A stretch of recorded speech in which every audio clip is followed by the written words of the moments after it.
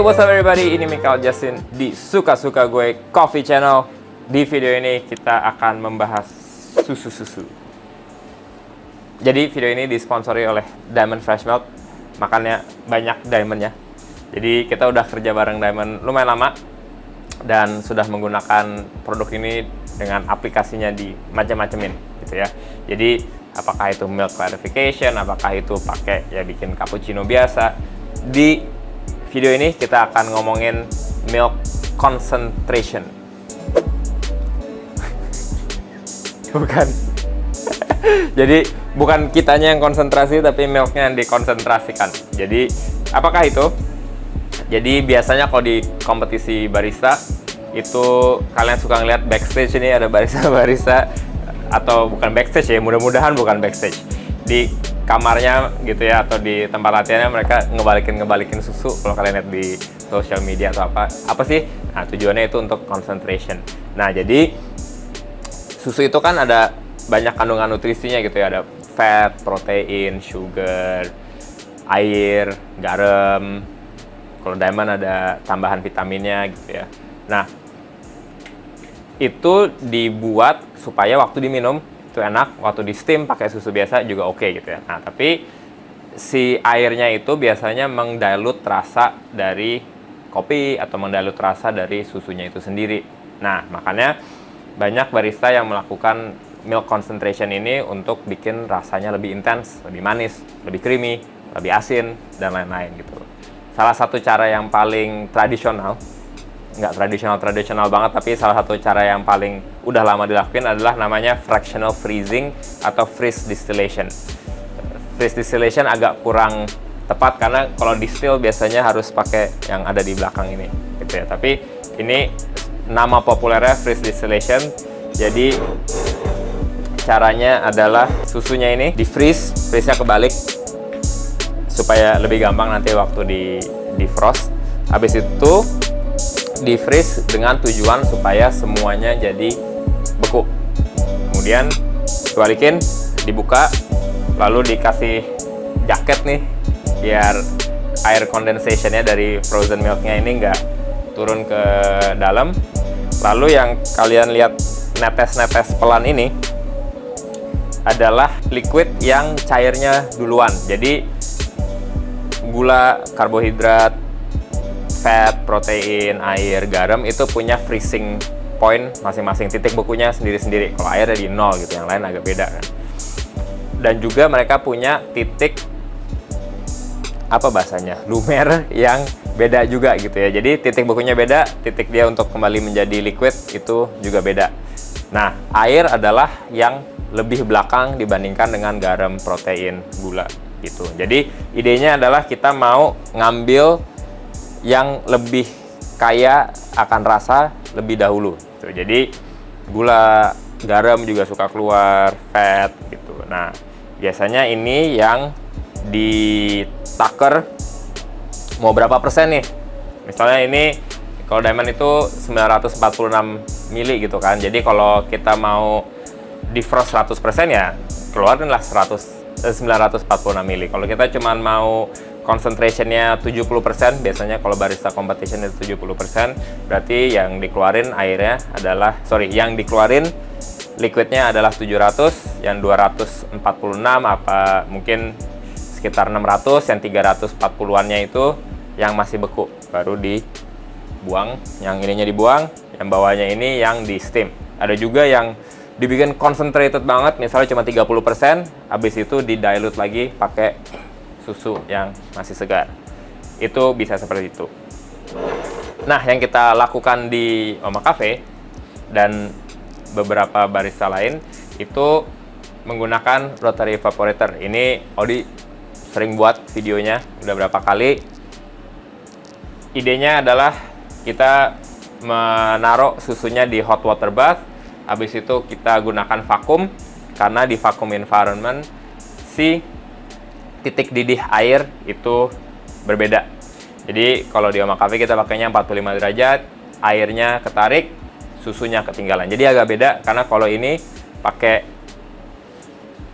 pakai dingin, kalau ini pakai panas. Jadi agak beda. Ini agak kemasak dikit, ini enggak. Nah, cuman biasanya memang kalau si freeze distilled milk ini, kalau dipakai gini aja agak kurang tahan lama, shelf life-nya berkurang. Lalu juga ada resiko kontaminasi, ya susunya basi gitu ya kalau udaranya panas. Ini kebetulan ada AC aja jadi aman.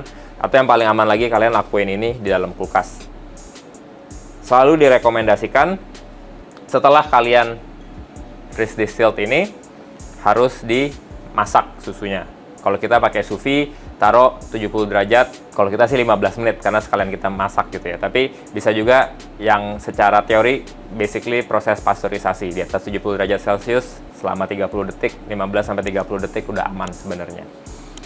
Gitu. Nah, jadi habis ini kita akan buat cappuccino biasa aja, milk beverage menggunakan freeze distilled versus menggunakan si susu yang di Rotofab. Let's go. Oke, jadi tadi kita udah bikin susunya. Si freeze distilled milknya udah dimasak di dalam sous vide. Lalu sekarang kita akan bikin sebagai cappuccino. Ya, apalah namanya ini. Milk based coffee. Espresso based milk course. Ya, itulah, milk course. Jadi kita akan pull dulu espressonya. Pakai kopi Obligon dari Kolombia.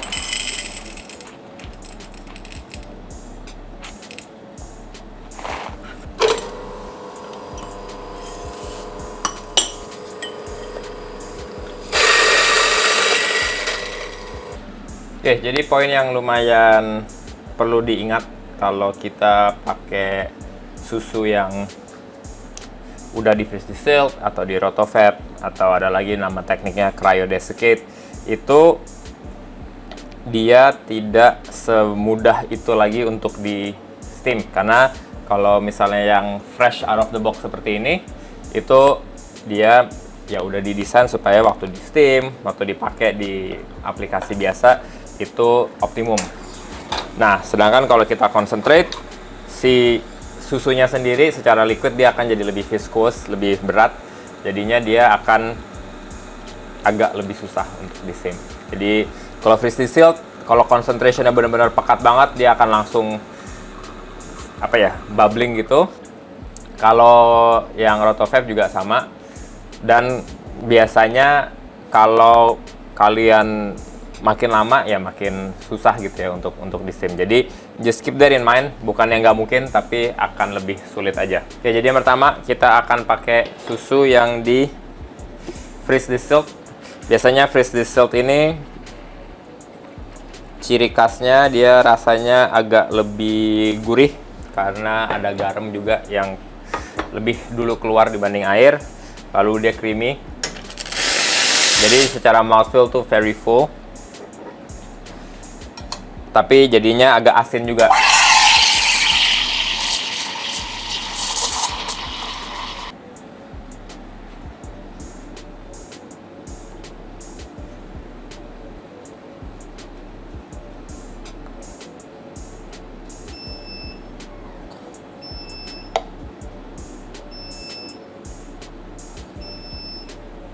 Oke, jadi ini yang freeze distilled.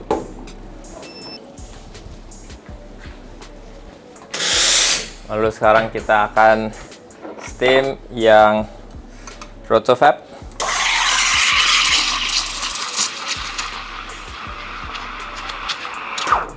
Yang Rotofab biasanya secara rasa dia lebih manis, dia nggak segurih yang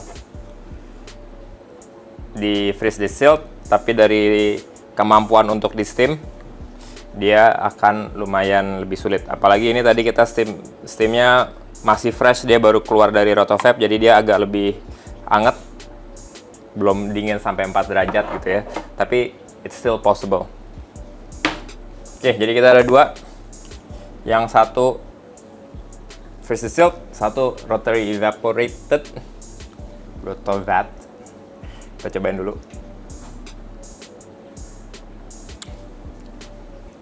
Wah, brings back memories. Jadi freeze distilled milk ini pertama tuh 2015 mungkin ya, yang terkenalnya Benput dari Kanada pakai ini. Dia yang mempopulerkan, bukan dia yang pertama orang Jepang kalau nggak salah. Tapi dia yang pertama kali mempopulerkan ini di WBC stage. Rasanya seperti freeze dessert pada umumnya, lebih gurih. Cheesecake. Terus karena Ombligon rasanya kayak blueberry cheesecake. Very good. Yang Rotofab rasanya lebih kayak susu biasa. Bukan rasanya. Secara sensasi lebih kayak susu biasa, tapi lebih creamy, lebih bulat, lebih manis juga, tapi nggak segurih si freeze distilled cheesecake. Jadi tergantung kopinya apa, cocok-cocokan, tergantung kalian kompetisi atau di cafe aja. Kalau di Oma Cafe kita bikinnya lebih manis. Kalau kompetisi ya harus balance dengan susunya.